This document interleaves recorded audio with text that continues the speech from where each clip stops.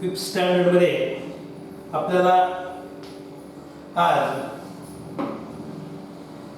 Chapter number 5 fraction पाहायचा. Chapter number 5 fraction काय करायचं आपल्याला या ठिकाणी पाहायचं. फ्रॅक्शन म्हणजे काय, कशाला म्हणतो आपण फ्रॅक्शन? हा एक नंबर आहे आणि त्या नंबर मध्ये आपण काय पाहतो, न्यूमरेटर आणि काय घेत असतो त्याला डिनॉमिनेटर. फ्रॅक्शन म्हणजे थोडक्यात किती पैकी किती असा आपण मांडणी करत असतो. किती पैकी किती अशी त्याची मांडणी केली की नंबर मध्ये केली त्याला म्हणतो आपण काय, फ्रॅक्शन.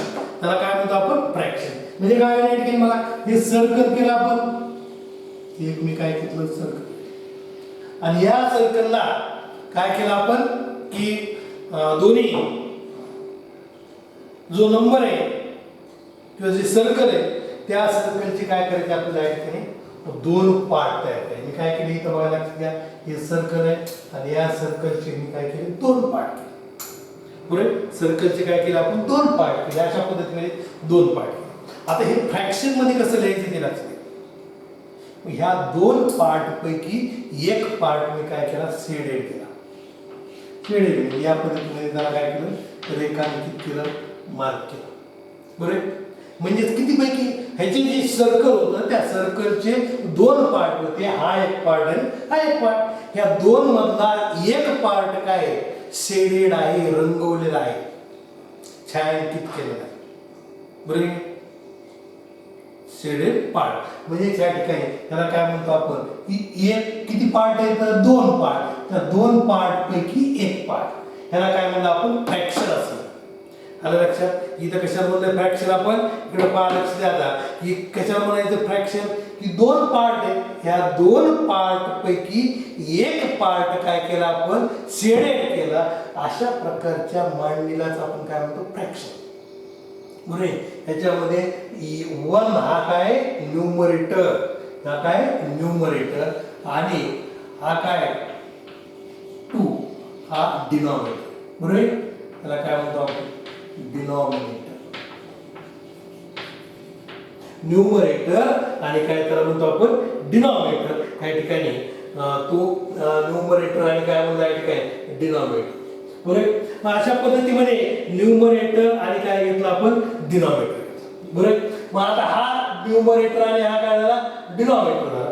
वन हा न्यूमरेटर आणि टू हा डिनॉमिनेटर. मग असंच काय केलं, त्या सर्कलचे मी परत अजून काय केले चार पार्ट तयार केले. त्या सर्कलचे चार पार्ट तयार केले, हे दोन आणि हे दोन, असे चार पार्ट. ह्या चार पार्ट पैकी लक्षात हे सर्कल चार पार्ट तयार केले. ह्या चार पार्ट पैकी मी हे इकडचे दोन पार्ट काय केले शेडेड केले. बरोबर, म्हणजे आता तुम्हाला सांगायचं, तुम्हाला विचारतो मी हे किती पार्ट शेडेड आहेत तर तुम्ही म्हणणार चार पैकी दोन. किती पैकी किती, इथे चार पार्ट होते, चार पैकी काय केले दोन पार्ट. म्हणजेच आपल्याला इथे लिहायचं 2/4. चार पैकी किती दोन, म्हणजेच 2 हे काय इथं न्यूमरेटर आणि 4 हे काय डिनॉमिनेटर. 2 ला काय म्हणायचं न्यूमरेटर आणि 4 ला काय म्हणायचं डिनॉमिनेटर. म्हणजे आपल्याला इथं फ्रॅक्शन कोणता मिळाला 2/4. इथं फ्रॅक्शन कोणता मिळाला आपल्याला 1/4. आलं लक्षात? आता अशाच पद्धतीमध्ये आपण वेगवेगळे पार्ट केले किंवा या ठिकाणी आपल्या पुस्तकामध्ये कशाचं उदाहरण दिले, एक भाकरीचं उदाहरण दिले. त्या भाकरी मधले काय केली, अर्धी भाकरी केली. बरं नाही, ती भाकरी काय केली अर्धी भाकरी केली आणि ती अर्धी भाकरी केली म्हणजेच काय करायचं आपण म्हणतो मला अर्धीच भाकरी वाढा किंवा अर्धी पोळी वाढा. बरं नाही, अर्धीच पोळी द्या म्हणतो आपण, अर्धच द्या. अर्ध द्या म्हणजे त्याचे दोन भाग करायचे आणि त्यातला एक भाग देऊन टाकायचा. म्हणजे त्याला काय म्हणतो आपण अर्ध, हाफ. म्हणजेच 1/2 ह्यालाच काय म्हणतो आपण हाफ असतो. बरोबर, हाफ म्हणल्यानंतर किती म्हणायचं आपण 1/2. दोन पैकी एक, अर्धा अर्धा, त्याला म्हणतो आपण 1/2. हे झालं आपलं हाफ. हा फ्रॅक्शन 1/2, 2/4. अशाच पद्धतीमध्ये मग तुम्ही किती पार्ट घ्या. बरोबर नाही, तर किती पार्ट घ्या, त्या पार्ट पैकी काही पार्ट असा आपण जर म्हणलं तर काय म्हणतो त्याला फ्रॅक्शन असं म्हणतो. मग आता मी काय केली तर सर्कल घेतलं किंवा या पद्धतीमध्ये आपण काय केलं, हा रेक्टँगल घेतला. या रेक्टँगल मध्ये बघायला लागतं त्या 3, 4, 5 घेतल्या. आलं लक्षात? किती पार्ट आहेत? 1 2 3 4 5 6 पार्ट आहेत. 2 3 4 5 6 किती पार्ट तयार झाले? 6 पार्ट तयार झाले. ह्याच्यातले 1 2 3 बरं किती पार्ट घेतले मी इथं? 6 पार्ट घेतले. 1 2 3 4 5 आणि 6 रेक्टँगल काढला. त्याचे 6 पार्ट तयार केले आणि 6 पैकी किती रंगवले मी? 3 रंगवले. म्हणजेच ह्याला आपलं फ्रॅक्शन मध्ये काय लिहायचं? 3/6 हा झाला आपला फ्रॅक्शन. 3 काय 6 ह्याला म्हणतो आपण फ्रॅक्शन. आता ह्या 3/6 मध्ये न्यूमरेटर कोणता आहे?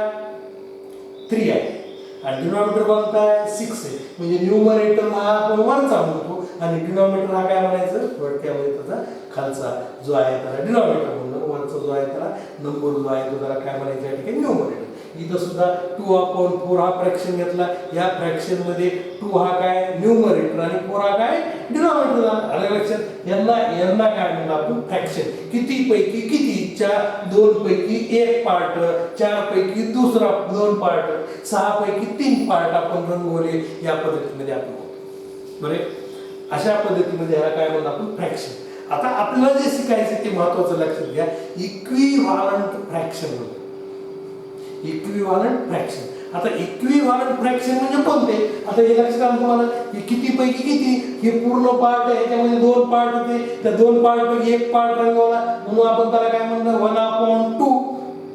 आता इथे 4 पार्ट आहेत. त्या 4 पार्ट पैकी हे 2 पार्ट रंगवले आपण, शेडेड केले, त्याला म्हणतो आपण 2/4 हा फ्रॅक्शन घेतला. आणि इथे 1 2 3 4 5 6 घेतले. त्या 6 पैकी 3 पार्ट काय केले या ठिकाणी? शेडेड केले, रंगवले, त्याला ड्रॉ केलं आणि त्यालाच काय म्हणतो आपण? 3/6 म्हणजे 6 पैकी 3 पार्ट. हे झाले आपले काय झाले या ठिकाणी? फ्रॅक्शन. त्याला काय म्हणतो आपण? फ्रॅक्शन असं. आता आपल्याला काय पाहिजे बघा लक्षात घ्या. इक्विव्हॅलंट फ्रॅक्शन पाहिजे. आपल्याला काय पाहिजे? तर इक्विव्हॅलंट फ्रॅक्शन करायचे. इक्विव्हॅलंट फ्रॅक्शन कोणता आहे तो लक्षात घ्या आणि तो मिळवायचा कसा? Equivalent fraction. इक्विव्हॅलंट फ्रॅक्शन म्हणजे तो मिळवायचा कसा? आता पहिला आपण फ्रॅक्शन पाहिला. आता 1/2 पाहिला नाही आपण? बरे 2 पैकी 1. त्यानंतर दुसरा आपण पाहिला 2/4. त्यानंतर अजून तिसरा पाहिला आपण 3/6. बरे 2/4 3/6 1/2 अशा प्रकारचे काय केले आपण? फ्रॅक्शन पाहिजे. आता या फ्रॅक्शन मध्ये बघा लक्षात घ्या. इक्विव्हॅलंट फ्रॅक्शन आपण कुणाला म्हणले? आता 1/2 या फ्रॅक्शनला जर मी काय केलं? जर 2 न मल्टिप्लाय केलं न्यूमरेटरला आणि डिनॉमिनेटरला, त्या फ्रॅक्शनच्या न्यूमरेटरला आणि डिनॉमिनेटरला एकाच अंकाने कोणते? एकाच अंकाने काय करायचं? मल्टिप्लाय करायचं. म्हणजे मिळणारा जो आपल्याला नंबर आहे तो नंबर कोणता बघायला? 2 1 जा 2 2 2 जा 4.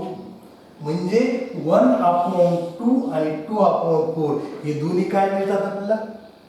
Equivalent fraction. हे दोन्ही काय मिळतात आपल्याला? Equivalent fraction. याला म्हणतो आपण इक्विव्हॅलंट फ्रॅक्शन. जो आपला मूळ फ्रॅक्शन म्हणून आपण थोडक्यामध्ये त्या फ्रॅक्शनला एकाच नंबरने मल्टिप्लाय केल्यानंतर न्यूमरेटरला आणि डिनॉमिनेटरला आपल्याला जो फ्रॅक्शन मिळतो त्या फ्रॅक्शनला काय म्हणायचं? एकमेकांचे काय? Equivalent fraction. म्हणजे 1/2 चा इक्विव्हॅलंट फ्रॅक्शन कोणता झाला? 2/4. आता त्यानंतर 1/2 ला तुम्ही बघा लक्षात द्या 1 × 3 आणि 2 × 3 घेतलं. आता जसं सांगितलं त्या पद्धतीने फ्रॅक्शनच्या न्यूमरेटर आणि डिनॉमिनेटरला आपल्याला एकाच नंबरने काय करायचे? न्यूमरेटरला आणि डिनॉमिनेटरला काय करायचं? मल्टिप्लाय करायचे. मग हे मल्टिप्लाय केल्यानंतर बघा आता 3 1 जा 3 होईल. 3 2 जा किती झाले? 6. म्हणजेच 1/2 आणि 3/6 हे दोन्ही काय झाले? Equivalent fraction. बरोबर नाही? म्हणजे 1/2 इज इक्वल टू 2/4. बरोबर नाही? 1/2 चा इक्विव्हॅलंट फ्रॅक्शन कोणता? 2/4. 2/4 1/2 चा दुसरा इक्विव्हॅलंट फ्रॅक्शन किती? 3/6. म्हणजे 1/2 चा इक्विव्हॅलंट फ्रॅक्शन 2/4 सुद्धा घेतला आपण. 1/2 चा इक्विव्हॅलंट फ्रॅक्शन आपण 3/6 सुद्धा घेतला. म्हणजे अशा प्रकारचे आपल्याला एका फ्रॅक्शनचे अनेक इक्विव्हॅलंट फ्रॅक्शन आहेत. नेक्स्ट एका फ्रॅक्शनचे किती इक्विव्हॅलंट फ्रॅक्शन मिळते? अनेक. कारण की आपण 3 ने मल्टिप्लाय केलं, नंतर आपण 4 न 5 न 6 न जर मल्टिप्लाय करत जर गेलो तर आपल्याला अशा प्रकारचे अनंत भरपूर अशा प्रकारचे काय मिळतात या ठिकाणी इक्विव्हॅलंट फ्रॅक्शन. किती मिळत असतात? भरपूर. कारण की इथं आपण 2 ने मल्टिप्लाय केलं, इथं 3 ने मल्टिप्लाय केलं, आता 4 ने मल्टिप्लाय केलं, 5 न 6 न 10 न 11 12 100 न 1000 ने मल्टिप्लाय केलं तरी मिळणारा जो फ्रॅक्शन आहे त्याला काय म्हणतो आपण? Equivalent fraction. म्हणून अशा प्रकारचे जेवढे फ्रॅक्शन मिळतात ते भरपूर प्रमाणात. फक्त काय महत्वाचं इक्विव्हॅलंट फ्रॅक्शन घेत असताना काय करायचं बघा, लक्षात आलं तुम्हाला की जो दिलेला फ्रॅक्शन आहे आपल्याला त्या फ्रॅक्शनला एकाच नंबरने न्यूमरेटरला आणि डिनॉमिनेटरला काय करायचंय? मल्टिप्लाय करायचं. लक्षात. मग आता नुसतं मल्टिप्लाय करून चालेल का? का नुसतं मल्टिप्लाय केलं तरच आपलं इक्विव्हॅलंट फ्रॅक्शन मिळतो असं आहे का? नाही. तर त्याला डिवाइड केलं तरी इक्विव्हॅलंट फ्रॅक्शन. बरोबर. आता मी काय केलं आहे बघा, लक्षात द्या. 4/6 आता आपल्याला माहिती आहे हा इक्विव्हॅलंट फ्रॅक्शन झालं. लक्षात. केव्हा मिळालं आपल्याला? मल्टिप्लाय केल्यानंतर. बरोबर आहे. इक्विव्हॅलंट फ्रॅक्शन मिळालं. आता आपण काय करू? दुसरं घेऊ. बरोबर. आता इथे मी घेतला 24/20. बरोबर. 24/20. मग 24/20 घेतल्यानंतर या ठिकाणी आपल्याला जो इक्विव्हॅलंट फ्रॅक्शन मिळतो घ्यायचा आहे, इक्विव्हॅलंट फ्रॅक्शन घ्यायचा, तो घ्यायचा कसा? बघा लक्षात घ्या की आता इक्विव्हॅलंट फ्रॅक्शन घ्यायच्या 2 पद्धती आपण. कोणत्या 2 पद्धती? एक तर काय करता येईल, जो मूळ फ्रॅक्शन आहे त्या फ्रॅक्शनला काय करायचं? मल्टिप्लाय केलं की आपल्याला इक्विव्हॅलंट फ्रॅक्शन मिळतो. नाही तर दुसरं काय की डिवाइड करायचं. काय करायचं? डिवाइड करायचं. डिवाइड करायचं म्हणजे भागायचं त्याला. मग भागायचं म्हणल्यानंतर एकाला भागून चालेल का? आपण जसं दोन्हीला मल्टिप्लाय केलं, न्यूमरेटरला मल्टिप्लाय केलं, डिनॉमिनेटरला सुद्धा मल्टिप्लाय केलं, तर इथं सुद्धा डिवायडेशन करत असताना, भागत असताना तुम्हाला न्यूमरेटरला आणि डिनॉमिनेटरला दोन्हीला भागावं लागेल. मग किती भागायचं? तर ज्या टेबलमध्ये ते दोन्ही अंक आहेत, बरोबर. मग 24 आणि 20 हे कोणत्या टेबलमध्ये? 24 आणि 20 हे कोणत्या टेबलमध्ये? 4 च्या टेबलमध्ये आहेत. बरोबर आहे. 4 च्या टेबलमध्ये आहे. म्हणजे ह्याला काय करता येईल आपल्याला? 24 डिवायडेड बाय 20 म्हणजे 24 divided bye 4/20 divided by 4.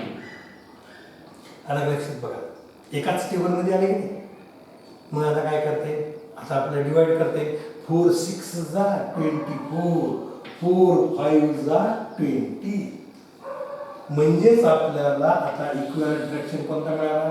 24 divided by 20 is equal to 6 divided by 5. हा इक्विव्हॅलंट फ्रॅक्शन मिळाला नाही आपल्याला. कसा मिळाला? तर डिवाइड करून मिळाला. आणि त्याच्या न्यूमरेटरला आणि डिनॉमिनेटरला एकाच नंबरने डिवाइड केले. हे महत्वाचं. न्यूमरेटरला आणि डिनॉमिनेटर. नाही तर असं म्हणायचं नाही वरती आपण काय करू? 6 ने डिवाइड करू, खाली 5 ने डिवाइड करू. वर 2 ने डिवाइड करायचं, खाली 10 ने डिवाइड करायचं. वर 2 ने डिवाइड करायचं, खाली 10 ने डिवाइड. असं करता येईल का? आपल्याला नाही. एकाच नंबरने काय करायचं? न्यूमरेटर आणि डिनॉमिनेटरला काय करायचं? आपल्याला या ठिकाणी डिवाइड करायचं. नंतर डिवाइड करून मिळणारा जो नंबर आहे तो नंबर म्हणजे इक्विव्हॅलंट फ्रॅक्शन आहे. तो नंबर म्हणजे कोणता? Equivalent fraction. आता बघा लक्षात द्या ठिकाणी कोणतं घ्यायचं आपण? 12 किती घेतलं? 18. 12/18 घेतलं. आता 12/18 हे जर घेतलं तर 12 आणि 18 हे कोणत्या टेबलमध्ये बघा बरं? 12 आणि 18 ला कशाने डिवाइड करता येईल आपल्याला? कोणत्या एका टेबलमध्ये? 2 च्या टेबलमध्ये. अजून सगळ्यात मोठा घ्यायचा टेबल. 4 च्या टेबलमध्ये येतील का? तर 4 ने इथं डिवाइड होईल, पण 18 ला डिवाइड होईल का 4 ने? कारण की आपल्याला असा नंबर घ्यायचा आहे की त्या नंबरनं दोन्हीलाही डिवाइड करता आलं पाहिजे. कोणता नंबर आहे? तर 6 हा बरोबर नाही. 6च्या टेबलमध्ये लक्षात आलं का? म्हणजे तुम्हाला या ठिकाणी 2 ने डिवाइड करता आलं. पण मी 2 न का डिवाइड केलं नाही? कारण की आपल्याला सगळ्यात मोठा नंबर घ्यायचा. बरोबर, मोठा नंबर आपल्याला काय करायचा या ठिकाणी सापडायचा आहे की त्या नंबरमध्ये त्या नंबरने याला काय करता आलं पाहिजे, डिवाइड करता. बरं, म्हणजे कोणता नंबर मिळाला आपला 6. म्हणून या ठिकाणी काय म्हणता येईल, 12 डिवायडेड बाय 6 आणि 18 डिवायडेड बाय 6. 6 2 12. बरोबर, 6 2 काय 12 आणि 6 3 18 म्हणजे 2/3 म्हणजे 12/18. ह्याचा जो इक्विव्हॅलंट फ्रॅक्शन आहे तो इक्विव्हॅलंट फ्रॅक्शन कोणता आहे, 2/3. म्हणजे थोडक्यामध्ये तुम्हाला लक्षात आलं असेल की या फ्रॅक्शनचा जर आपलं इक्विव्हॅलंट फ्रॅक्शन काढायचं असेल, एखाद्या फ्रॅक्शनचा इक्विव्हॅलंट फ्रॅक्शन जर काढायचं असेल तर त्या फ्रॅक्शनला किंवा त्या फ्रॅक्शनच्या न्यूमरेटर आणि डिनॉमिनेटरला एकाच नंबरने तुम्हाला मल्टिप्लाय करावं लागेल किंवा एकाच नंबरने काय करायचं, डिवाइड करायचं.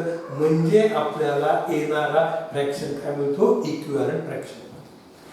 बरं, येणारा फ्रॅक्शन इक्विव्हॅलंट केव्हा मिळतो, ज्यावेळेस आपल्याला दिलेल्या फ्रॅक्शनला मल्टिप्लाय केलं एकाच नंबरने न्यूमरेटरला आणि डिनॉमिनेटरला, तर आपलं इक्विव्हॅलंट फ्रॅक्शन होतं. जेव्हा आपण एकाच नंबरने दिलेल्या फ्रॅक्शनला काय केलं, डिवाइड केलं न्यूमरेटरला आणि डिनॉमिनेटरला, तर मिळणारा फ्रॅक्शन हा काय असतो, इक्विव्हॅलंट फ्रॅक्शन. म्हणजेच सारखा, ह्याची ह्याची किंमत सारखी आहे. इक्विव्हॅलंट म्हणजे इक्वल, इक्वल म्हणजे समान. इक्विव्हॅलंट फ्रॅक्शन, इक्वल फ्रॅक्शन, दोन्हीची किंमत कशी आहे, सारखीच आहे. कारण हे 1/2 आहे. 1/2 म्हणजे अर्ध. बरोबर आहे, 1/2 म्हणजे काय, अर्ध. आणि 2/4 म्हणजे सुद्धा अर्धच. 4 पैकी 2, 4 पैकी 2 म्हणजे 2 ह्याला 2 ह्याला, अर्धे अर्धे झाले. 2 ह्याला आणि 2 ह्याला, अर्धे अर्धे झाले. 3/6 म्हणजे 6 पैकी 3. 6 पैकी 3 ह्याला देऊन टाकले, 6 पैकी 3 ह्याला देऊन टाकले. झाले नाही अर्धे अर्धे. बरोबर नाही, फ्रॅक्शन वेगळं आहे पण त्याची किंमत, तर ते दोन्ही फ्रॅक्शन कशी येतं, इक्वल आहे. बरे, समान आहे. दिसायला वेगळे पण त्यांची किंमत ही सारखी. इक्विव्हॅलंट फ्रॅक्शन, सममूल्य असं करा. म्हणजे मराठीमध्ये काय म्हणतात त्याला, सममूल्य. मूल्य म्हणजे काय, किंमत. म्हणजे दोन्हीची किंमत, त्यांची व्हॅल्यू ही कशी आहे, सारखी आहे. अशा पद्धतीमध्ये आपल्याला काय करता आलं पाहिजे, इक्विव्हॅलंट फ्रॅक्शन, दिलेला जो फ्रॅक्शन आहे त्या फ्रॅक्शनचा आपल्याला काय करायचं आहे, इक्विव्हॅलंट फ्रॅक्शन. तर ते दोन पद्धती आपण पाहिल्या की त्या मूळ फ्रॅक्शनला काय केलं, एकाच नंबरने न्यूमरेटरला डिनॉमिनेटरला मल्टिप्लाय केलं की मिळणारा जो फ्रॅक्शन आहे त्या तो फ्रॅक्शन म्हणजे काय, equivalent fraction.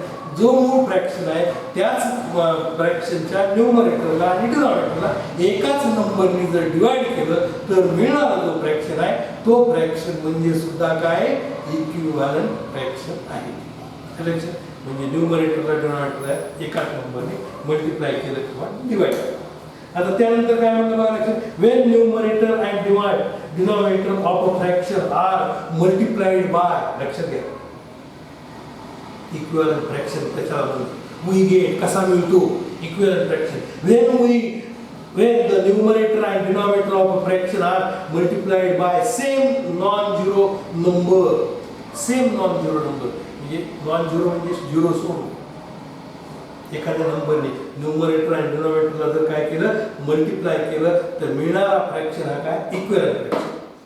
If numerator and denominator have a common divisor, then the fraction we get on dividing them by that divisor is equivalent to the given fraction.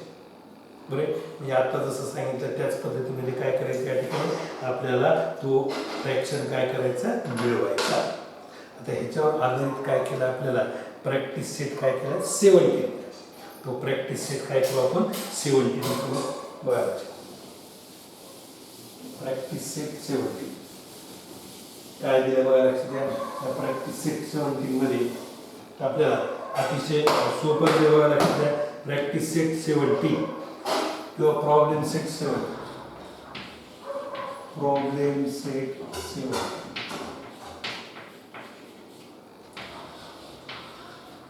Question 1 त्याच्यातला काय म्हणलं, write the proper number in the boxes.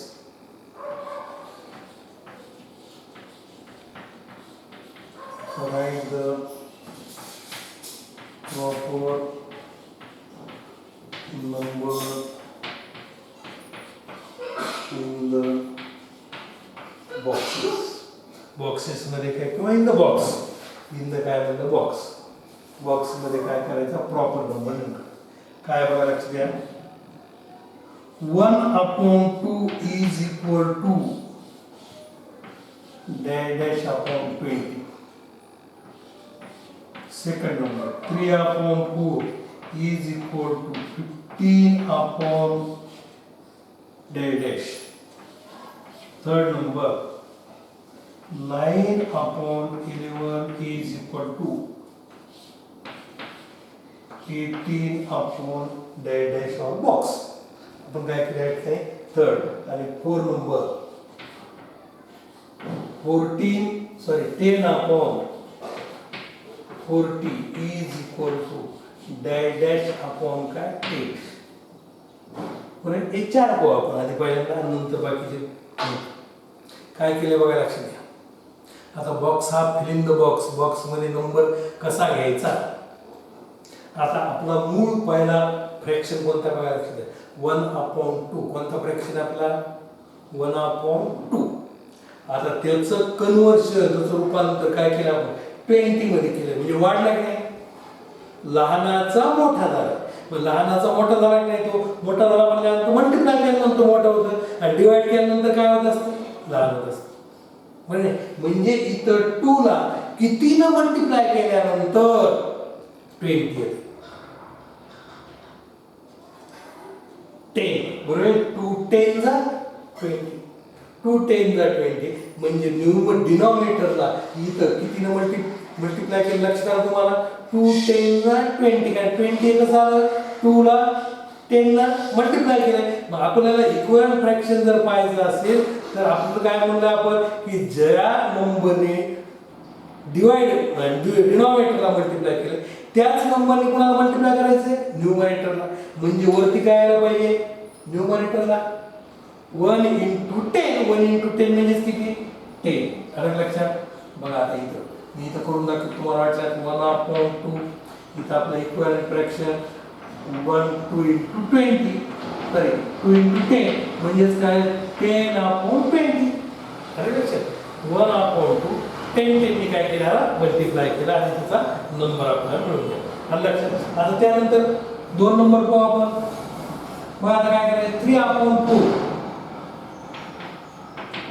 इथं काय केलं आपण, 15 आले, न्यूमरेटरला 15 आले. मग न्यूमरेटरला 15 आले म्हणल्यानंतर 3 ला कितीनं मल्टिप्लाय केले, 3 1 जा 3, 3 2 जा 6, 3 जा 9, 3 3 जा 4, 3 5 जा 15. बरे, 3 1 3, 3 2 6, 3 3 9, 3 4 12, 3 5 15. म्हणजे कितीला 5 ना, न्यूमरेटरला 5 ने मल्टिप्लाय केले. डिनॉमिनेटरला सुद्धा कितीने मल्टिप्लाय करावं लागेल, 5 नच करावं लागेल नाही. म्हणजे डिनॉमिनेटर मध्ये किती, 15/20. म्हणून इथं बॉक्स मध्ये काय यायला पाहिजे आपलं 20. आता इथं त्याच पद्धतीमध्ये आता हे सांगता येईल का पाहा तुम्हाला, 9/11. न्यूमरेटरला काय आले 18. 9 ला कितीने मल्टिप्लाय केल्यानंतर 18 येईल,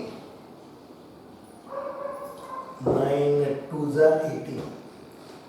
बरोबर आहे, 9 2 जा 18, 9 दोन्ही 18. मग 9 2 जा 18, मग 2 ने मल्टिप्लाय केलं म्हणजेच 11 ला सुद्धा किती मल्टिप्लाय करायचंय, 2 ने मल्टिप्लाय. बरोबर, म्हणजे ती झालं 22, 18/22. म्हणून इथं काय यायला पाहिजे आपलं 22 झालं. आता 10 बघा, आता इथं किती दिलंय तुम्हाला, 10/40 is equal आता ह्याचं जे रूपांतर दिले आपल्याला ते काय 8 दिले म्हणजे लहान केले की नाही आणि लहान झाले म्हणजे काय करावं लागेल तुम्हाला डिवायडेशन करावं डिवाइड करावं बरं नाही कशाने डिवाइड करायचं मग 5 ने डिवाइड करा 5 8 जा 40 बरोबर नाही म्हणजे 10 डिवायडेड बाय 5 आणि 40 डिवायडेड बाय सुद्धा किती 5 मग याचं रूपांतर 8 आणि याचं रूपांतर किती 2 बरोबर नाही 5 2 जा 10 5 2 जा काय 10 या पद्धतीमध्ये म्हणजे 2 अपॉन काय 8 म्हणजे 2 अपॉन 8 त्याला लक्षात आता त्यानंतर 5th नंबर वाचू घेऊ आता 14 अपॉन किती 26 बघा आता इथे किती आहे 13 आहे आणि बॉक्स दिला आपल्याला म्हणजे 26 चं रूपांतर 13 मध्ये झालंय म्हणजे लहान झालंय लहान म्हणल्यानंतर बघा लक्षात घ्या आता काय करावं लागेल त्याला आपल्याला डिवाइड करावं लागेल मग 13 2 जा 26 म्हणजे 2 ने काय करावं लागेल या ठिकाणी डिवाइड करायचं 26 14 डिवायडेड बाय 2 आणि 26 divided by 2 is equal to 7 upon 13 किती 7 अपॉन 13 म्हणजे काय मिळेल केली हे 7 अपॉन 13 आलं लक्षात मग आता त्यानंतर 6 नंबर बघा लक्षात 6 नंबर काय बॉक्स अपॉन 3 आता इकडच्या साईडला बॉक्स दिला तिकडच्या द्यायच्या इकडच्या साईडला box upon 3 is equal to 4 upon किती 6 बघा लक्षात 3 2 जा 6 बरोबर 3 2 जा किती झाले 6 म्हणजे 3 ला किती ना गुणलंय 2 आलं लक्षात मग आता इथं बघा लक्षात द्या 3 into 2 is equal to 6 झालं बरोबर आहे मग आता हे झालं 4 बरोबर आहे मग 2 ने म्हणल्यानंतर 2 2 जा बरोबर आहे 2 2 जा 4 म्हणजे इथं 2 यायला पाहिजे आणि 2 2 जा 4 बरोबर आहे म्हणजे इथं 2 2 जा 4 3 2 जा 6 म्हणजे इथे येते आपलं 2 आलं लक्षात त्यानंतर 7 नंबर काय करायचं 1 upon is equal to 4 upon 20 बघा लक्षात म्हणजे 1 ला 4 ने मल्टिप्लाय केलं 1 into 4 तर कितीला 4 ने मल्टिप्लाय केल्यानंतर 5 4 जा 20 5 4 जा 20 म्हणून इथं काय आलं पाहिजे 5 बरोबर 5 4 जा 20 आणि त्यानंतर 8 नंबर पाहणार 8 नंबर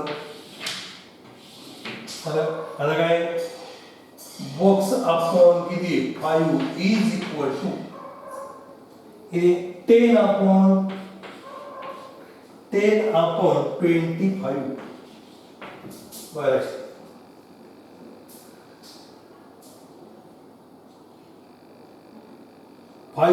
5 जा 25 म्हणजे 5 ला किती मल्टिप्लाय केलंय 5 लाच मल्टिप्लाय केलं तर आता 2 ला 5 ने जर मल्टिप्लाय केलं तर किती 10 बरोबर 10 पाहिजे मग 2 आपण काय करायचं 5 असं घ्यायचं या पद्धतीमध्ये इथं काय होतं आपलं इक्विव्हॅलंट जो फ्रॅक्शन आहे तो आपण काय केला आज पाहिला या फ्रॅक्शन मधला इक्विव्हॅलंट फ्रॅक्शन आणि पुढे नंतर काय पुढे त्यानंतर पुढे आपल्याला काय करायचं त्या इक्विव्हॅलंट फ्रॅक्शनचा डिनॉमिनेटर कसा घ्यायचा त्यांचा न्यूमरेटर कसा पाहायचा हे काय करू आपण पुढील पिरियड मध्ये पुढील काय करू लेक्चर मध्ये आपण या ठिकाणी घेऊ शकतो.